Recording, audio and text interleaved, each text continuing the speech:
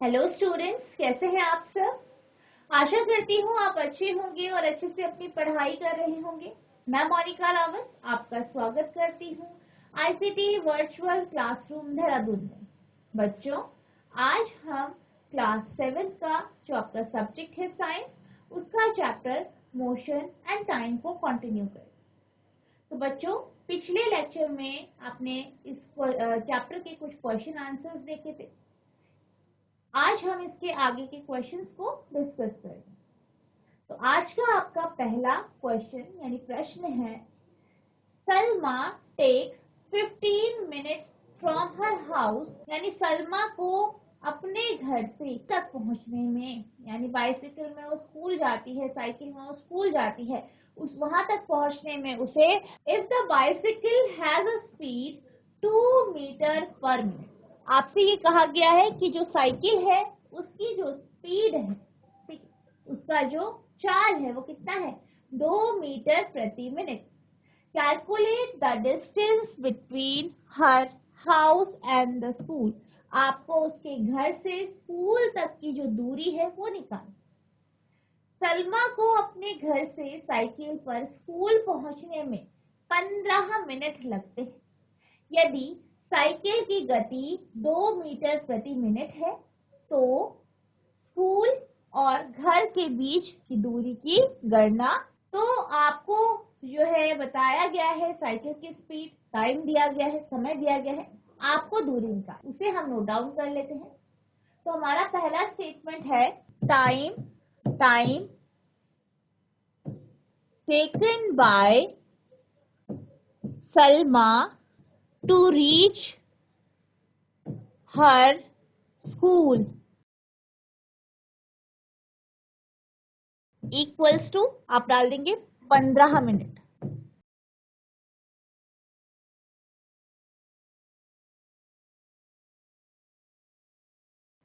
सलमा द्वारा स्कूल पहुंचने में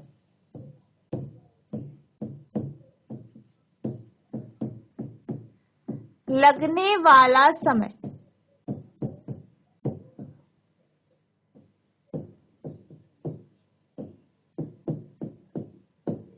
15 मिनट। इसके बाद आपको क्या दिया गया है, स्पीड दी गई है, जो है चाल दी गई है साइकिल की, यानी जिस साइकिल से वो स्कूल जाती है उसकी चाल दी।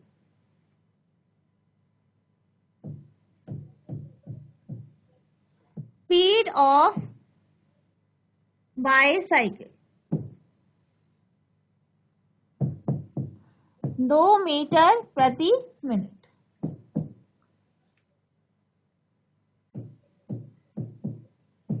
साइकिल की चाल,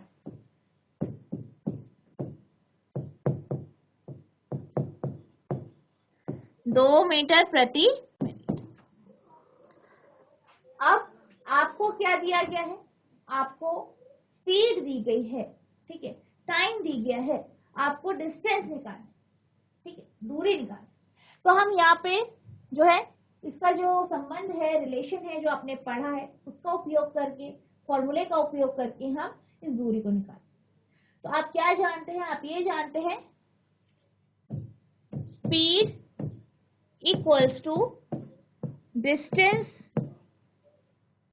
अपॉन टाइम, यानी ये आपके पास क्या है, एक फॉर्मूला है, फॉर्मूले के अकॉर्डिंग इसके हिसाब से स्पीड बराबर होता है डिस्टेंस अपॉन टाइम के, यानी चाल बराबर दूरी बटा समय।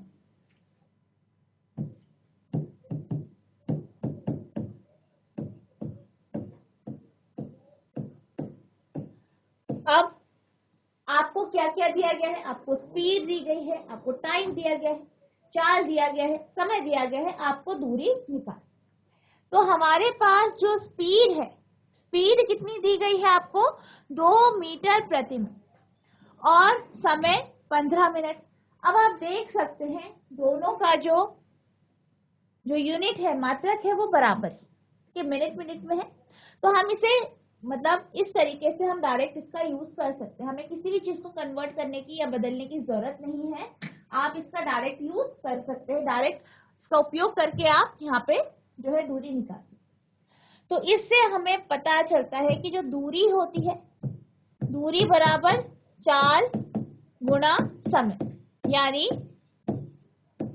Distance equals to speed into time होता है। अब स्पीड कितना दिया गया है, 2 मीटर प्रति मिनट।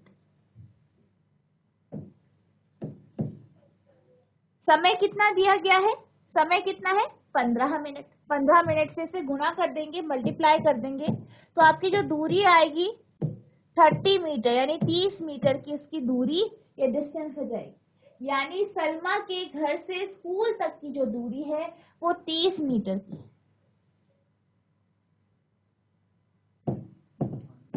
तो आप लिखेंगे सलमा के घर से स्कूल की दूरी 30 मीटर है। डिस्टेंस बिटवीन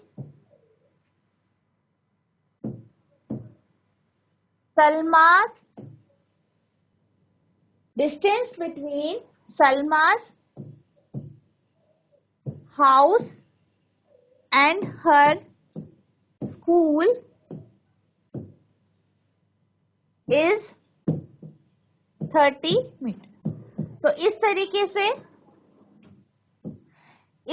से आप जो है इस क्वेश्चन को सॉल्व करेंगे। आपको क्या करना है, speed equal to distance upon time का फॉर्मूला लेना है, आपको जो वैल्यूज दी गई है उनको पुट करना है और आपका आंसर आ जाएगा। अब आपका अगला प्रश्न है, show the shape of the distance time graph for the motion in the following. निम्नलिखित स्थितियों में गति के लिए समय दूरी ग्राफ का आकार दर्शाइए। यानी आपको दो कंडीशन दी गई है, स्थितियां दी गई है, इसके लिए आपको समय दूरी ग्राफ यानी टाइम डिस्टेंस ग्राफ आपको बनाना। पहला है a car moving with a constant speed, एक कार नियत गति से गतिमान है। दूसरा है सड़क के किनारे खड़ी एक कार, यानी a car parked on a side road. पहला आपका जो है वो है कि जो कार है वो एक कांस्टेंट स्पीड से, एक नियत चाल से चल। इसका अर्थ क्या है, इसका अर्थ ये है कि जो कार है, ठीक है, जो कार है उसकी जो स्पीड है वो कांस्टेंट है, यानी एक जैसा। तो पहले का अगर हम केस देखें तो पहले का जो ग्राफ बनेगा कुछ इस तरीके से आपका डिस्टेंस टाइम ग्राफ बनेगा। अब यहाँ पे हो क्या रहा है, स्पीड क्या है, लगातार बराबर अमाउंट में वो बढ़ रही। कौन बढ़ रही है, स्पीड। और स्पीड क्या दर्शाता है, किससे पता चलता है स्पीड का, डिस्टेंस टाइम ग्राफ में जो आपका लाइन होती है, रेखा होती है, उसका जो स्लोप होता है वो हमें उसकी जो है स्पीड यानी गति को दर्शाता है, चाल को दर्शाता है। तो जैसे कि आप पहले फिगर में देख सकते हैं, ये ए का आंसर है। तो यहाँ पे आप देख सकते हैं कि जो ग्राफ है वो स्ट्रेट लाइन ग्राफ, इसका अर्थ ये है कि जो स्पीड है वो कांस्टेंट है, यानी एक जैसी स्पीड, ठीक है। तो आप जानते हैं इसके स्लोप से पता चल जाता है कि इसकी स्पीड क्या है, कांस्टेंट है, क्योंकि हर एक पॉइंट में इसका जो स्लोप है वो सेम। तो ये आपका जो है पहला जो ग्राफ है, ग्राफ क्वेश्चन आपसे पूछा गया है, प्रश्न आपसे पूछा गया है, उसका उत्तर आपका फर्स्ट ग्राफ। अब हम बात करते हैं दूसरे की। दूसरे स्टेटमेंट में क्या कहा गया है, a car park on a side road, यानी रोड के किनारे पे कार खड़ी। अब रोड के किनारे कार खड़ी है यानी कार गति नहीं कर रही है, समय के साथ वो कोई भी दूरी तय नहीं कर रही है, यानी वो जगह स्थिर, हर एक पॉइंट में उसकी पोजीशन सेम है, उसकी जो स्थिति है वो एक ही, ठीक है। तो इस ग्राफ को आप इस तरीके से दर्शा सकते हैं। ये आपका सेकंड ग्राफ है। आप यहाँ पे देख सकते हैं कि ये दिया गया है कि 0 समय में जो है ग्राफ ने कुछ दूरी तय की थी और वो क्या है, वहीं पे स्थिर है, वहीं पे रुका हुआ है। यही कारण है समय बीतता जा रहा है, लेकिन जो वो ऑब्जेक्ट है, वस्तु है, जैसे कि कार है, इसकी जो डिस्टेंस है या दूरी है वो सेम है, यानी बराबर। यानी क्या हो रहा है, इससे आपको ये पता चल रहा है कि समय के साथ जो कार है वो दूरी तय नहीं कर रही। क्या दर्शा रहा है? एक इस तरीके से जो आपकी समानांतर रेखा है, जो कि समय के समानांतर हमने ड्रॉ की है, इससे यह पता चलता है। तो ये आपका जो ग्राफ है वो एक ऐसी कार के लिए ग्राफ दिया गया है जो एक जगह पे स्थिर है, रुकी हुई है, रेस्ट की पोजीशन में है या स्टेशनरी पोजीशन में। अब आपका अगला प्रश्न है, which of the following relation is correct? निम्नलिखित में से कौन सा संबंध सही है? तो आपको कुछ विकल्प दिए गए हैं, ठीक है, कुछ विकल्प आपको दिए गए हैं, कुछ ऑप्शंस आपके पास हैं। आपको ये बताना है इनमें से कौन सा ऑप्शन सही है। पहला है चाल बराबर दूरी गुना समय। दूसरा है speed equals to distance upon time.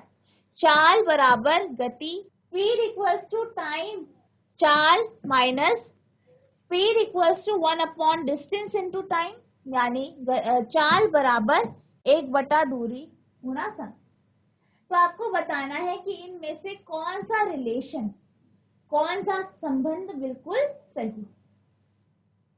तो अगर हम बात करें स्पीड, टाइम और डिस्टेंस के रिलेशन, यानी चाल, दूरी और समय का जो संबंध है, इसकी अगर हम बात करते हैं तो हमने जो है जब हम चैप्टर पढ़ रहे थे तो हमने ये देखा था कि इनके बीच में एक रिलेशन होता है जो कि आपका होता है स्पीड बराबर डिस्टेंस अपॉन टाइम, यानी चाल बराबर दूरी बटा समय।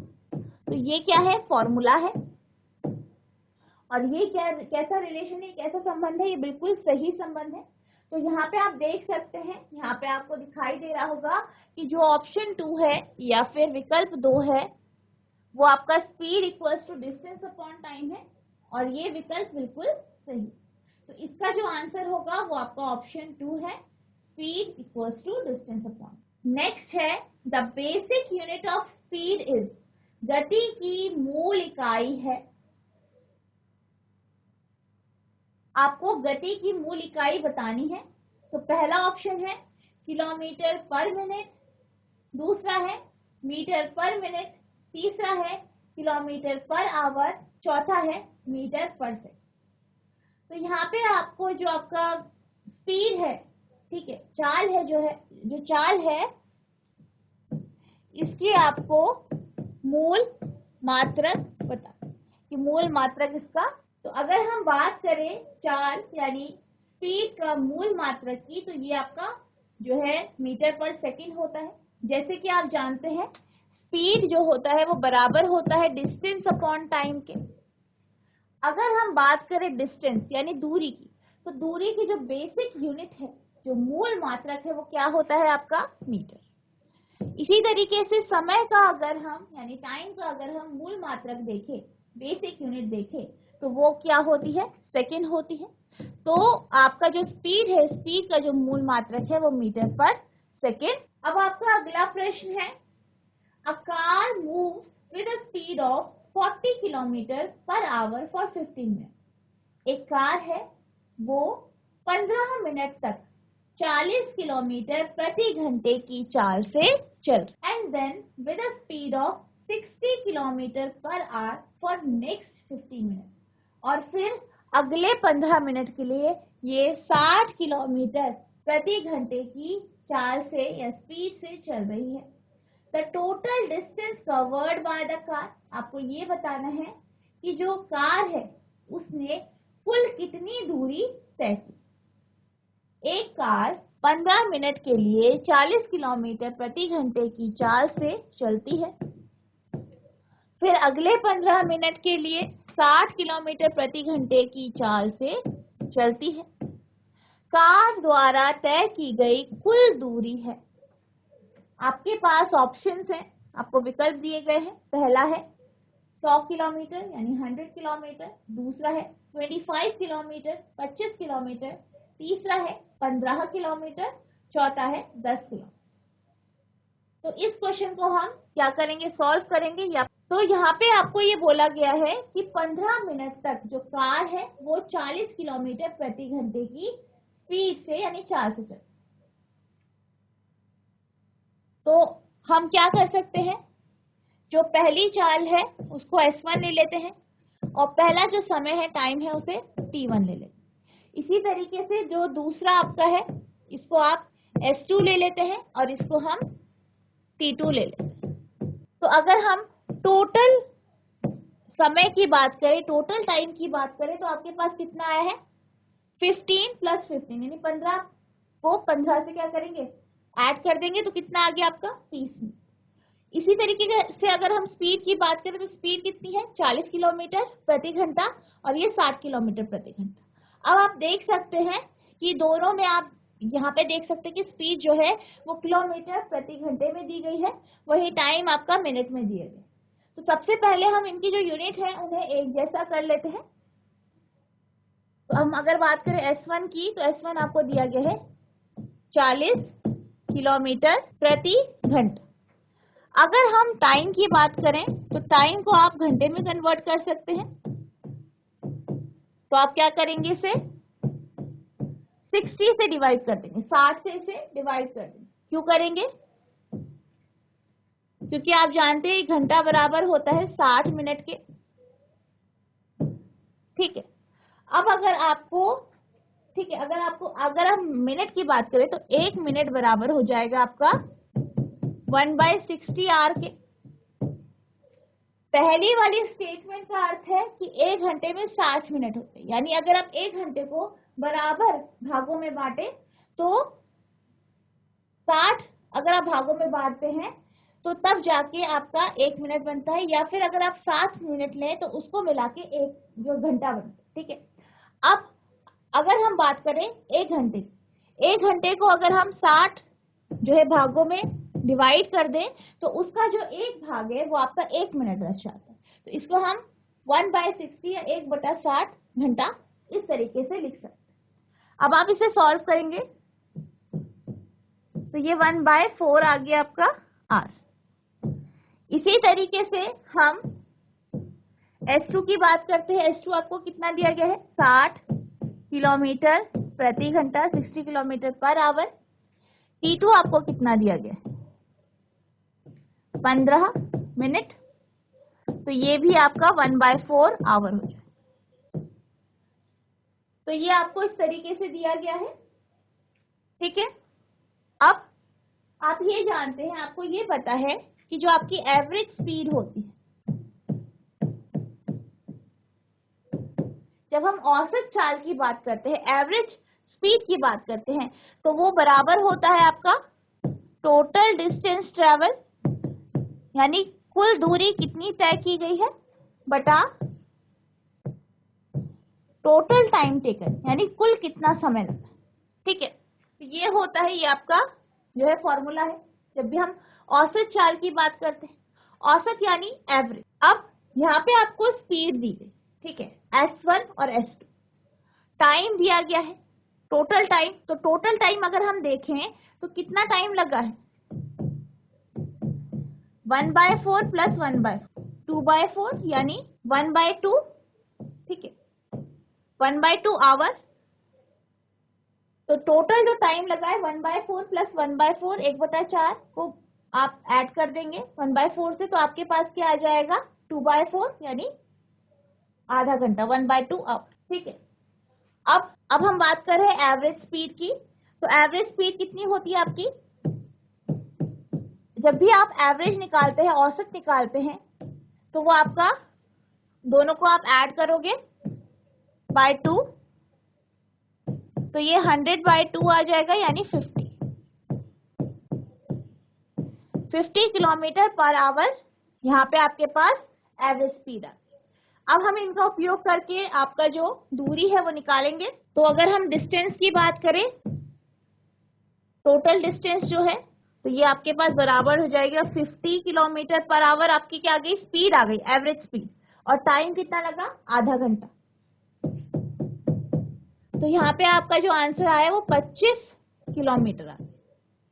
तो आपका जो ये क्वेश्चन है इसका आंसर 25 किलोमीटर आ गया है। कैसे आया है, हमारे पास जो है स्पीड दी गई है, ठीक है, चाल दी गई है, इसका हमने एवरेज निकाला। आपको पता होगा एवरेज कैसे निकालते हैं, दोनों का सम करेंगे /2। 2 से डिवाइड, यानी 2 से क्या कर देंगे, डिवाइड कर देंगे। अब टाइम है, टोटल टाइम कितना होगा, दोनों को आप ऐड कर देंगे, तो टोटल टाइम कितना है आपका 1/4 आवर का, 1/4 प्लस 1/4, तो आपके पास कितना आ गया, आधा, यानी 1/2 आवर। अब आप जानते हैं, क्या जानते हैं कि जो एवरेज स्पीड होती है वो बराबर होती है टोटल डिस्टेंस अपॉन टाइम के, यानी औसत चाल बराबर कुल दूरी तय की गई बटा कुल कितना समय लगा वो। अब हमने यहाँ पे वैल्यू रख दी 50 हमारा, ठीक है, पहले हमने डिस्टेंस में लिखा, तो डिस्टेंस हो गया आपका स्पीड इनटू टाइम। स्पीड कैसी है, चाल कैसी है, औसत चाल, टाइम, कुल समय कितना है, तो टोटल जो आपका आया, टोटल समय वो 1/2 आपने यहाँ पे रख दिया। डिस्टेंस स्पीड जो है वो हमारी औसत चाल या एवरेज स्पीड है, तो हमने 50 लिया, तो हमारा जो आंसर आया वो आपका 25 किलोमीटर। तो इस तरीके से आप इस क्वेश्चन को सॉल्व करेंगे। तो इसका जो आंसर है वो आपका ऑप्शन 2 है, यानी 25 किलोमीटर। तो इस तरीके से आपको पहले एवरेज निकालना है स्पीड का, यानी जो चाल है उसका औसत निकालना है, और फिर आपको टोटल टाइम निकालना है, और फिर फॉर्मूले में लगा के आपको क्वेश्चन सॉल्व। अब आपका अगला प्रश्न है, suppose the 2 photographs shown in figure 13.1 and figure 13.2 of NCERT had been taken at an interval of 10 seconds। आपके पास 2 फोटोग्राफ्स हैं, आप यहाँ पे देख सकते हैं, और आप ये देख सकते हैं कि ये आपके पास 2 फोटोग्राफ है, और ये जो 2 फोटोग्राफ हैं, ये जो 2 चित्र हैं, ये 10 सेकंड के अंतराल में लिए गए हैं। If a distance of 100 meter is shown by 1 centimeter in the photograph, अगर 100 मीटर की दूरी को 1 सेंटीमीटर से दर्शाया गया है, calculate the speed of the blue car, आपको नीली कार की चाल बता। तो यहाँ पे आपको क्या दिया गया है, टाइम दिया गया है, समय दिया गया है, ठीक है, और डिस्टेंस दी गई है, ठीक है, तो ये आपको दिया गया है, और आप ये जानते हैं speed equals to distance upon time होता है। दूरी यानी जो डिस्टेंस है वो आपकी 100 मीटर की है, टाइम कितना लगा 10 सेकंड, तो 10 आप यहाँ पे लिख देंगे, तो आपका जो आंसर आया वो 10 मीटर प्रति सेकंड, ठीक है, या 0.1 सेंटीमीटर पर सेकंड आ गया। तो इस तरीके से आप इस क्वेश्चन को सॉल्व करेंगे। सिंपली जो आपको ये दिया गया है इंफॉर्मेशन, इनको आपको अपने जो आपके पास ये फॉर्मूला है इस पे रखना है, और आपको इसको सॉल्व करना। अब आपका अगला प्रश्न है, figure 13.10 shows the distance time graph for the motion of 2 vehicles A and B। यानी आपको एक ग्राफ दिया गया है जो कि डिस्टेंस टाइम ग्राफ है, दूरी समय ग्राफ है, और आपको 2 व्हीकल यानी 2 वाहन है, उनके लिए ये डिस्टेंस टाइम ग्राफ दिया गया। आपको ये बताना है इनमें से कौन सा तेज चल रहा है, कौन सा फास्टर। अब जैसे कि आप इस ग्राफ को देख सकते हैं, ठीक है, ये ग्राफ है आपके पास जो कि दूरी समय ग्राफ। यहाँ पे जो एक लाइन है, ये रेखा जो है वो आपका वाहन ए को दिखा रही है, वाहन ए को दर्शा रही है, और जो ये रेखा है वो वाहन बी को दर्शा। अब जब भी हम स्पीड की बात करते हैं, किसकी बात करते हैं, स्पीड, यानी हम चाल की बात करते हैं, तो आप ये जानते हैं कि जो चाल होती है किसी भी दूरी समय ग्राफ में, चाल आप किस तरीके से समझ सकते हैं, इस ग्राफ में जो लाइन है उसका स्लोप कैसा है, इससे हमें ये पता चलता है कि इस वस्तु की चाल क्या। पहली वस्तु या पहला जो वाहन है, ए वाहन है, उसका आप स्लोप देखेंगे, बी का स्लोप देखेंगे, तो आप देख सकते हैं कि ए का जो स्लोप है वो ज्यादा है बी के कंपैरिजन में, ठीक है, इसका ए का जो स्लोप है वो ज्यादा है बी के कंपैरिजन में। इसका अर्थ क्या है, इसका अर्थ ये है कि जो ए वाहन है उसकी जो स्पीड है, उसकी जो चाल है वो ज्यादा है, यानी वो तेज चल। तो अगर हम बात करें इस क्वेश्चन की, तो इसका आंसर होगा ए इज मूविंग फास्टर। क्यों होगा, क्योंकि आप यहाँ पे ग्राफ में देख सकते हैं कि जो ए है, ए वाहन जो है उसकी जो लाइन है, उसकी जो रेखा है वो आपको ज्यादा जो है, इस पे आपको ज्यादा स्लोप दिखाई, तो इसलिए आपका ये आंसर होगा कि ए तेज चल। नेक्स्ट क्वेश्चन है, which of the following distance time graph shows a truck moving with speed which is not constant. आपको बताना है कि आपको जो है 4 ग्राफ दिए गए हैं, इनमें से कौन सा ऐसा ग्राफ है जो ट्रक की स्पीड को दर्शा रहा है, कि जो ट्रक है वो चल रही है, उसकी स्पीड दिखा रहा है, और वो कैसी है, वो कांस्टेंट नहीं है, यानी ट्रक की जो स्पीड है, जो चाल है, वो कांस्टेंट नहीं है, एक जैसी चाल से वो नहीं चलता। अब हमारे पास ये 4 ग्राफ दिए गए, पहला, दूसरा, तीसरा और चौथा ग्राफ आप यहाँ पे देख सकते हैं, ठीक है। पहले ग्राफ को अगर हम देखें तो पहले ग्राफ से हमें क्या समझ में आता है, हमें ये पता चलता है कि जो वस्तु है या जो भी व्हीकल है वो कुछ दूरी उसने तय की, ठीक है, कुछ दूरी पे वो पहले से था, ठीक है। अब वहां से उसने चलना शुरू किया, और कैसा ग्राफ है, यहाँ पे आप देख सकते हैं स्ट्रेट लाइन ग्राफ है, सीधा जो रेखा है वो बिल्कुल सीधी है। तो इससे हमें क्या पता चलता है कि जो आपका फर्स्ट ग्राफ है वो ये दिखा रहा है कि जो व्हीकल है या जो आपकी गाड़ी है, वाहन है, वो जो है एक कांस्टेंट स्पीड से चल रहा है, यानी जो उसकी चाल है नियत है, यानी एक कांस्टेंट स्पीड है, एक ही चाल से वो चल। इसी तरीके से अगर हम दूसरा ग्राफ देखें तो दूसरे ग्राफ में क्या है, दूसरे ग्राफ में आपको ये पता चलता है कि जो वस्तु है वो एक जगह स्थिर है या रेस्ट की पोजीशन में है, विराम अवस्था में है। कैसे पता चल रहा है, क्योंकि जो आपका ग्राफ है वो पैरेलल है, समानांतर है टाइम के, यानी टाइम बीतता जा रहा है, दूरी तय नहीं की जाए। नेक्स्ट आपका कर्व ग्राफ है, इससे आपका ये पता चलता है कि समय के साथ जो दूरी तय की गई है वो अलग अलग है, यानी जो स्पीड है वो वेरिएबल है, चाल जो है वो अलग अलग है, कांस्टेंट नहीं है, नियत चाल नहीं है। थर्ड, जो फोर्थ जो आपका ग्राफ है, फोर्थ ग्राफ जो दिया गया है, इसमें आप देख सकते हैं स्ट्रेट लाइन ग्राफ है, सीधी रेखा आपको दिखाई दे रही है ग्राफ में। तो इससे ये पता चलता है कि जो ग्राफ है वो ऐसे वाहन की स्पीड दिखा रहा है जिसकी स्पीड नियत है या कांस्टेंट। तो इस क्वेश्चन का जो आंसर होगा वो आपका थर्ड होगा, क्योंकि इसमें आपको वेरिएबल स्पीड दिखाई दे रही है, यानी जो स्पीड है, चाल है, वो एक जैसी नहीं है, अलग अलग स्पीड से वाहन चल। तो इसका आंसर ऑप्शन सी हो। तो बच्चों, आज हमने जो आपका चैप्टर है उसके कुछ क्वेश्चंस देखे, आई होप आपको ये क्वेश्चन समझ में आए होंगे। तो बच्चों, आज के लिए बस इतना ही, मिलते हैं अब नेक्स्ट सेशन में, तब तक के लिए thank you and have a nice day.